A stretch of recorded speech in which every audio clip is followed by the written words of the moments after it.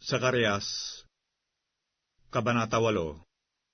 At ang salita ng Panginoon ng mga hukbo ay dumating sa akin, na nagsasabi, ganito ang sabi ng Panginoon ng mga hukbo, ako'y may paninibugho sa Sion ng malaking paninibugho, at ako'y may paninibugho sa kanya ng malaking puot.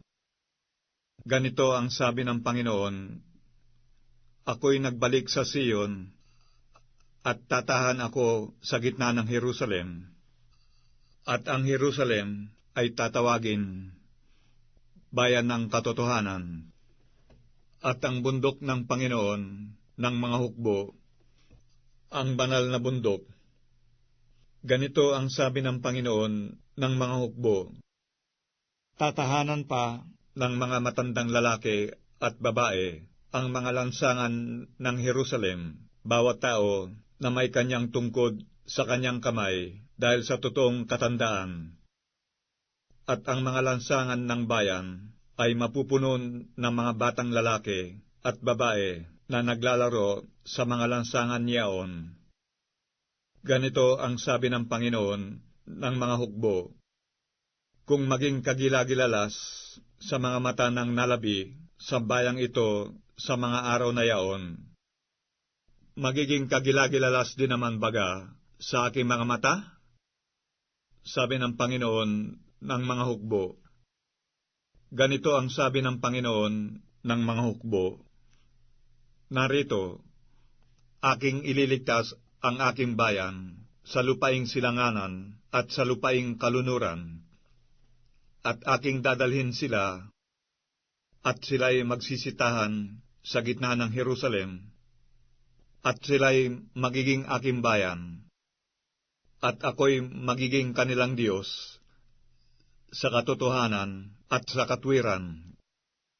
Ganito ang sabi ng Panginoon ng mga hukbo, inyong palakasin ang inyong mga kamay, ninyong nakakarinig sa mga araw na ito ng mga salitang ito sa bibig ng mga propeta, mula ng araw na ilagay ang tatagambaon sa bahay ng Panginoon ng mga hukbo, sa templo, upang matayo, sapagkat bago dumating ang mga araw na yaon, ay walang upa sa tao, ni anumang upa sa hayop, at wala ring anumang kapayapaan doon sa lumalabas o pumapasok dahil sa kaaway, sapagkat aking inilagay ang lahat na tao na bawat isa'y laban sa kanyang kapwa.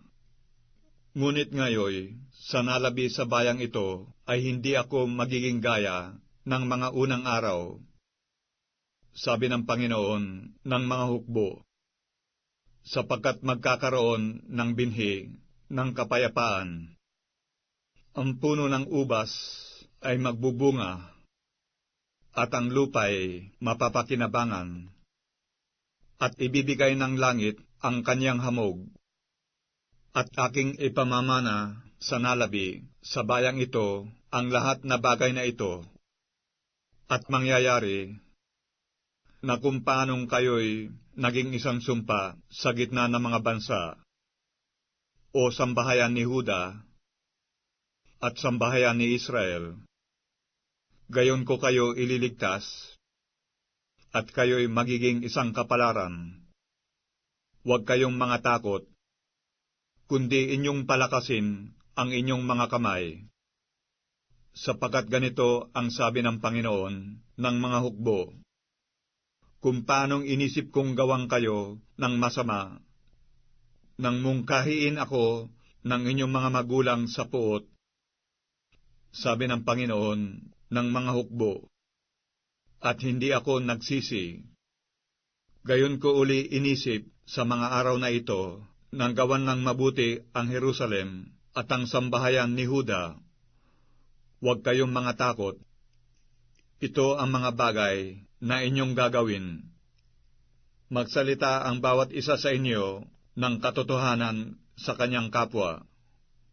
Humatol kayo ng katotohanan at kapayapaan sa inyong mga pintuang bayan, At huwag mag-isip ang sino man sa inyo ng kasamaan sa inyong puso laban sa kanyang kapwa. At huwag ninyong ibigin ang sinungaling na sumpa, sapagkat ang lahat ng ito ay mga bagay na aking kinapupuotan, sabi ng Panginoon. At ang salita ng Panginoon ng mga hukbo ay dumating sa akin, na nagsasabi, ganito ang sabi ng Panginoon ng mga hukbo, ang ayuno sa ika-4 na buwan, at ang ayuno sa ika-5, at ang ayuno sa ika-7, at ang ayuno sa ika-10 ay magiging sa sambahayan. Ni Huday kagalakan at kaligayahan, at mga masayang kapistahan, kaya't inyong ibigin ang katotohanan at kapayapaan.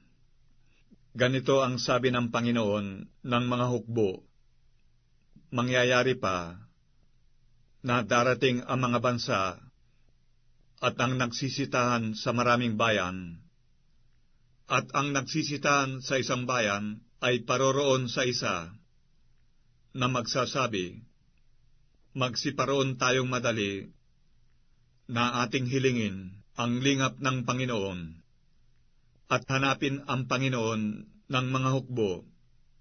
Ako man ay paroroon. Oo, maraming bansa at mga matibay na bansa ay magsisiparoon upang hanapin ang Panginoon ng mga hukbo sa Jerusalem, at hilingin ang lingap ng Panginoon. Ganito ang sabi ng Panginoon ng mga hukbo, sa mga araw na yaoy mangyayari, na 10 lalaki sa lahat ng wika sa mga bansa ay magtatanganan. Sila nga'y magsisitangan sa laylayan niya na Hudyo, na magsasabi, kami ay magsisiyaong kasama mo, sapagkat aming narinig na ang Diyos ay kasama mo.